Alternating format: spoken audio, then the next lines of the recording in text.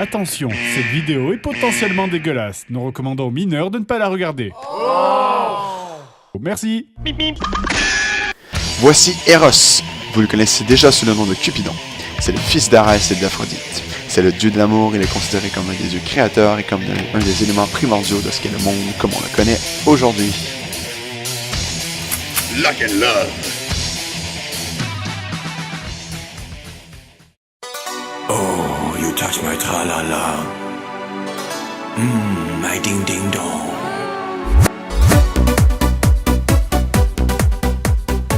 Voici Aphrodite, sa mère, c'est la déesse de la beauté et de la sexualité.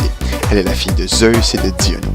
Elle est souvent représentée nue, mais pour que la vidéo soit appropriée, nous la présenterons habillée. Oh, you touch my tra-la-la. It's a bird. It's a plane. No, it's Arès.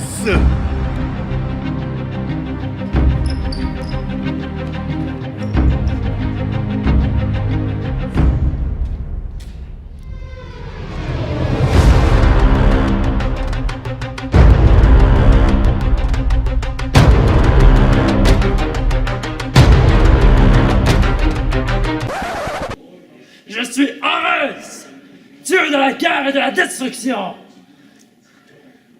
Et je n'ai aucune crédibilité.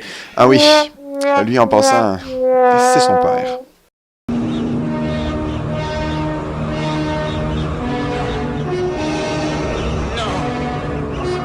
Ce n'est pas vrai. C'est impossible.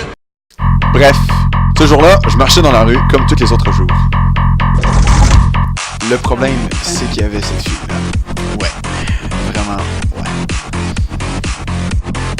On s'est croisés une fois. Il m'a regardé, je l'ai regardé. Il m'a regardé, je l'ai regardé.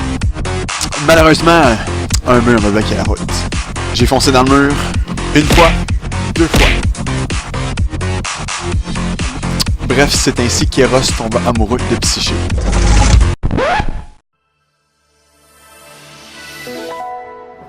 Bonsoir, ici Charles Tisser. Aujourd'hui, à découverte, le mythe d'Eros. Passionnant. Nous en apprendrons un peu plus sur ces mythes durant cette émission spéciale de 40 minutes.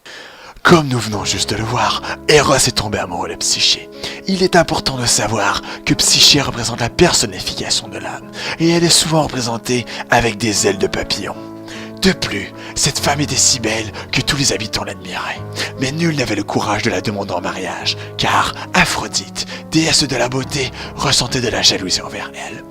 Un beau jour, la déesse de l'amour se rendit compte que sa popularité était en baisse. De plus, la référence même de la beauté n'était plus à dédier à Aphrodite, mais bien à Psyché.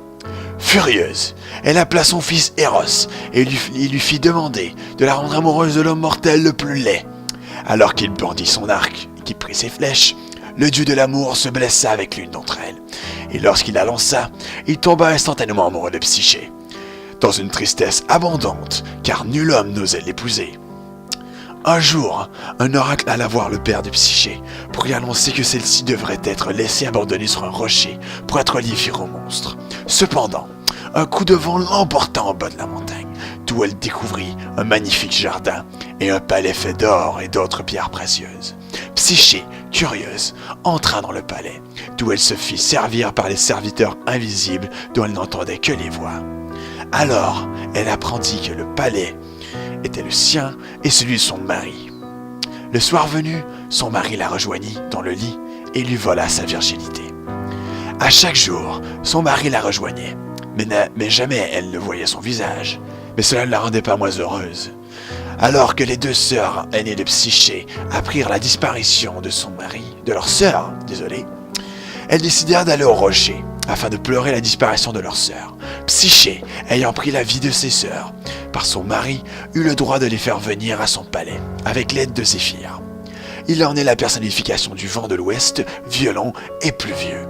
Ces deux sœurs jalouses, en voyant Psyché, heureuses et comblées de richesses, décidèrent de lui en nuire par tous les moyens. Après quelque temps, son mari lui annonça qu'elle attendit un heureux événement et lui dit de se méfier de ses deux sœurs qui complétaient quelque chose de malhonnête. À leur seconde visite, les deux frangines de Psyché réussirent à convaincre le sœur cadette que son mari n'était qu'un monstre désirant la dévorer. Celles-ci vont inciter Psyché à tuer son mari en lui tranchant la tête pendant qu'il fut endormi. Lorsque Psyché se prépare à trancher la tête de ce monstre sous la lampe, elle vit plutôt Eros, le dieu de l'amour. Psyché, heureuse de cette découverte, contempla longuement l'homme aux cheveux bouclés. C'est ainsi qu'une goutte d'huile de la lampe tomba sur l'épaule d'Eros. Celui-ci se réveilla et découvrit avec tristesse que Psyché avait trahi son serment de ne jamais regarder son visage. Eros, blessé, alla jusqu'au palais d'Aphrodite et laissa Psyché seule et attristée. Celle-ci ne voit qu'une seule solution, le suicide. Alors, elle se jeta dans le fleuve, le plus proche, mais celui-ci, indulgent, reposa Psyché sur le rivage sans aucune blessure. Aphrodite, déçue de la conduite de son fils, priva Eros de ses ailes, de son arc et de ses flèches et l'enferma dans sa chambre. Psyché, seule et enceinte, parcourut le monde à la recherche d'Eros. Après plusieurs tentatives et après s'être vengée de ses sœurs, elle finit par arriver au palais d'Aphrodite. La déesse de la beauté lui imposa plusieurs épreuves insurmontables et une descente aux enfers. Mais à chaque fois, Psyché se fit aider par ses multiples amis de son jeune époux. Durant tout ce temps, les ailes d'Eros finirent par repousser. Il s'évadant donc pour aller retrouver son épouse qui n'avait pas cessé d'aimer. Eros la sauva du attendu malheur pétrin dans lequel elle s'était mise et s'envola pour l'Olympe pour voir le grand Zeus. Squalala! Nous sommes partis! Afin de célébrer le mariage officiel sur le champ. Pour rendre ce mariage officiel et acceptable aux yeux d'Aphrodite, Zeus décida de donner l'immortalité à la jeune Psyché et fit de celle-ci une déesse. Eros et Psyché eurent une jeune fille dont le nom est Volupté, déesse du plaisir et de l'amour. Voici donc comment les Grecs racontaient leur histoire à propos de leur dieu. Pour les Grecs, ils étaient une très grande partie de leur vie, car chaque dieu était attribué à un événement particulier. Bref, c'était le mythe d'Eros.